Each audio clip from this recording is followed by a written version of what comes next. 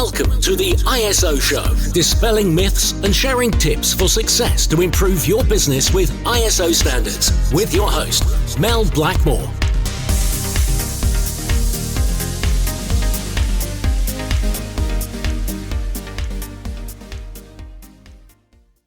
Hi, and welcome back to the ISO Show. Thank you so much for joining me today. And I'm going to be joined once again by Steve Mason, who is a managing consultant at Blackmores and an expert in all things related to information security and the new standard ISO 27001-2022.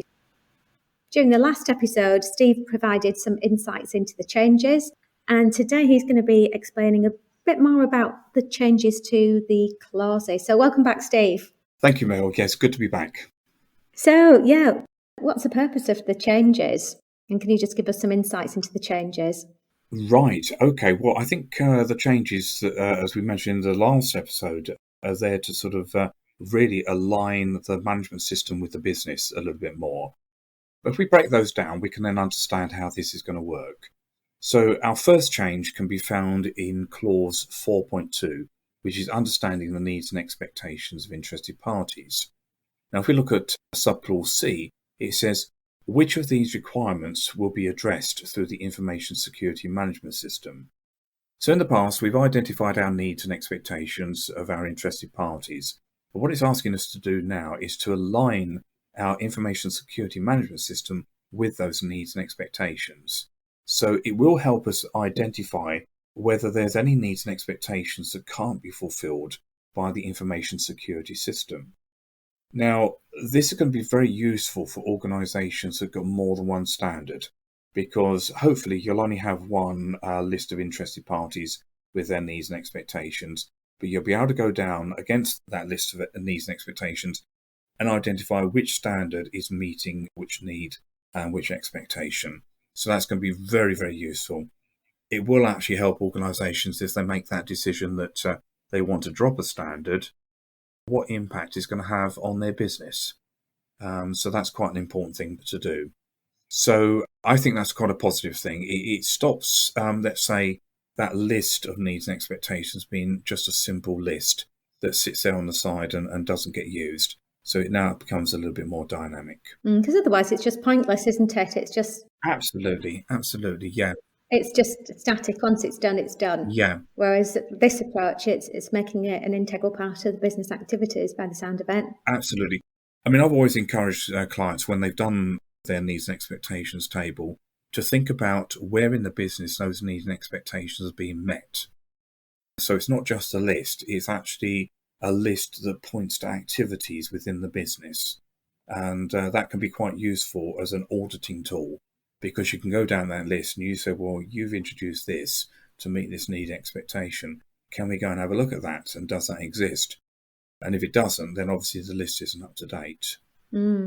So then there's the next section, which is the information security management system. This is 4.4 of the standard. And it says that the organization should establish, implement, maintain, and continually improve an information security management system, including the processes needed and their interactions in accordance with the requirements of this document. Now, my interpretation of this, be it right or wrong, is that we could probably introduce a process flow here to show how the management system fits together within the organization.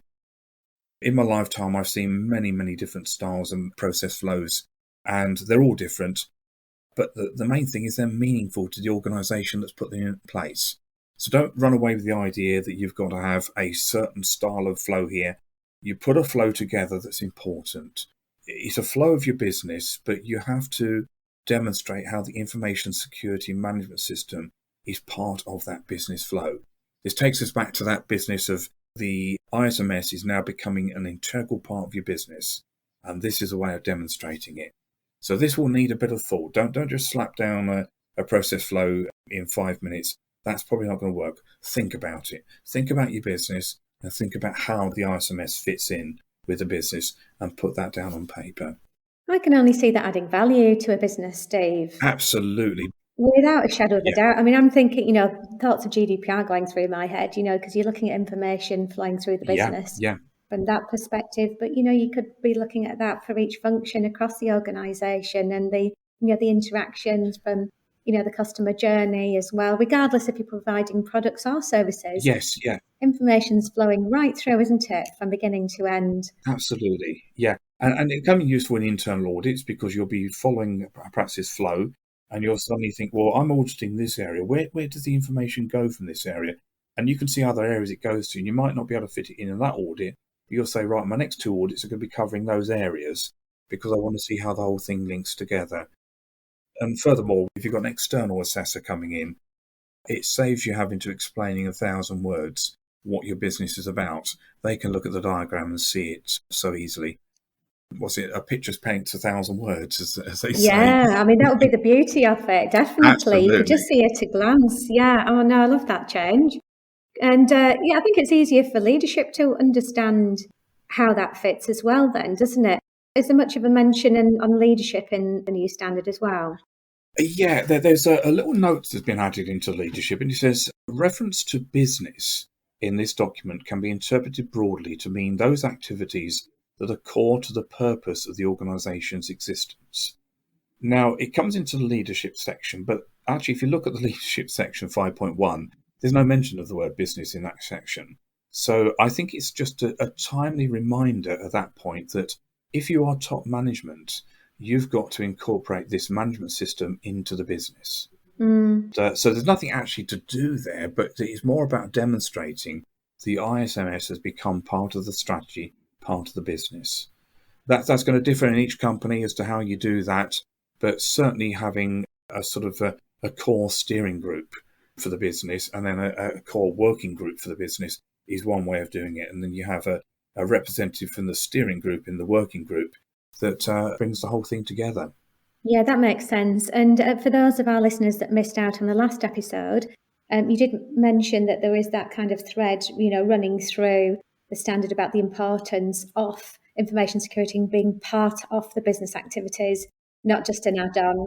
So if anybody's missed the previous episode, I definitely recommend going back and listening to that.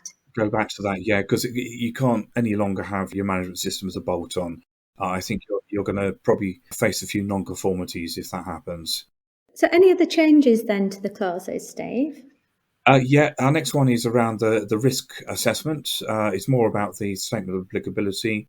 And it does remind us that the statement of applicability controls in Annex A are not the only controls you can rely on.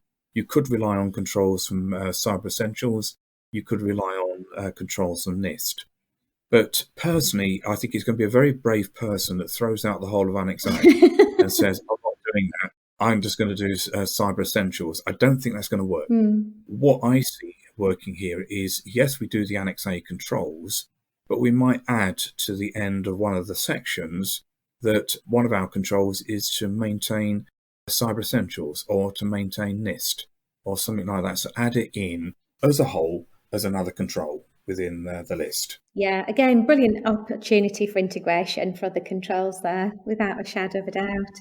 Because too many of the times we're sort of turning around and saying, oh, well, I've got my NIST happening over there, I've got my Cyber Essentials over there, and behind me I've got my ISO, and never the twain shall meet. And that's the wrong way to do it. And this is actually giving you permission, yes, make them meet, because that's how you do it. Love that. Funny enough, this is one I've had a lot of discussion with a few people, and my mindset has changed on this. And I think it is now a case of saying, use Annex A, and then just add as extra controls that you're going to be doing some of the other security requirements around and about. That keeps that simple. And another change, a very small change, is around the objectives. If we look at, this is in 6.2 of the standard, and if we look at subsection D, it says that you need to monitor your objectives. Now, that was a given in the past. But clearly, some people weren't monitoring their objectives. They'd write them at the beginning of the year, brush them off at the end of the year, and think, oh, well, that's great. They might come out every now and again for an assessment, but that's about it. So you've now got to demonstrate you're clearly monitoring this. I was speaking to somebody this week, and they've actually planned it into their quarterly review meeting to make sure it's monitored. But as he pointed out, that he does have monthly meetings. where they'll be picked up in there, and they're picked up in there for the progress of the objective, but it was in the quarterly meetings they'd be looked at to make sure they are on target. So, there's nothing highfalutin here. It's just doing something natural within your business. And if you're going to set objectives, why not monitor them, make sure they're going in the right direction? The other big one is around 6.3, planning of changes. This has actually aligned itself now a little bit more with ISO 9000, so the wording is familiar for people with that standard. And it does give us that timely reminder that if there are changes happening in our organisation, we need to take on board the fact that information security shouldn't be divorced from that change. So I'll give you a simple example here. If you were to move buildings from building A to building B, you know what the security is like in building A because you've built that security up. But building B, you don't know what the security is like. So there should be almost a pre-audit of the building before you move in, and then a post-audit after you've moved in, so you understand where the weaknesses are in your physical security. And that's just one small bit of security being covered. There may be other bits of security about, how good is the Wi-Fi in the building, and all those sorts of things. But just remember, whatever the move is, whatever the changes in the organisation, information security should be part of the planning to make that work properly. I will point out here that this is an interesting clause, because if you look at the contents of the standard, clause 6.3 is a new one, doesn't actually appear in the contents of the standard. So somebody missed that out. But we all make mistakes. And our final change is management review. And this is about the needs and expectations of interested parties. It's where you need to actually make sure those needs and expectations are being reviewed. So you set them at the beginning of the process. You've perhaps understood how the information security management system is impacting those needs and expectations. But now we're being asked to look at those needs and expectations and understand whether they're changing or not. Again, this stops that from being just a simple list that's stuck on the side and only wheeled out for assessments. It's much more than that. It should be a dynamic list that helps management understand the impact of any changes to their business. So they suddenly decide they don't want 9,000 again, they don't want 27,000 again. How's that going to impact their business? Because it'll link back to these changes. So if you keep that up to date, then it's obviously going to be a very powerful tool to you. Fantastic. On that note then, Steve, I think that wraps it up really for the changes to the clauses. But just on that last note you mentioned about management review, the management review podcasts that we did last year were the most popular podcasts that we published according to our stats.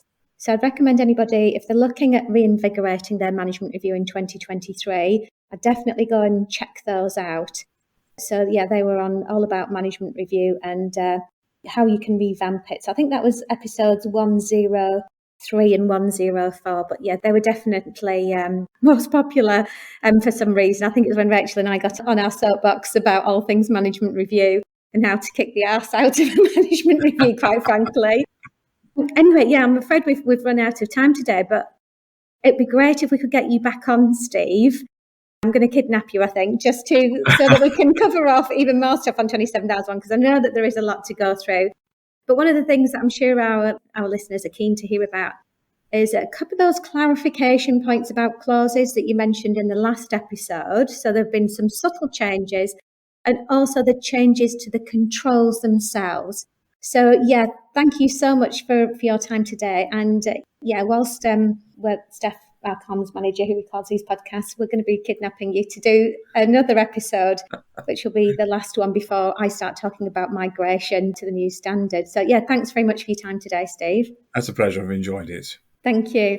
Well, yeah, thanks very much for joining us. And don't forget to leave us with a nice, shiny review and also any comments and feedback if there's anything in particular that you'd like us to cover on the ISO show. But until next time, thanks very much for listening. And I look forward to catching up with you on the next episode. Looking to use ISO standards to drive better business practice? Contact us at blackmoresuk.com to access further information and book your free 15-minute call.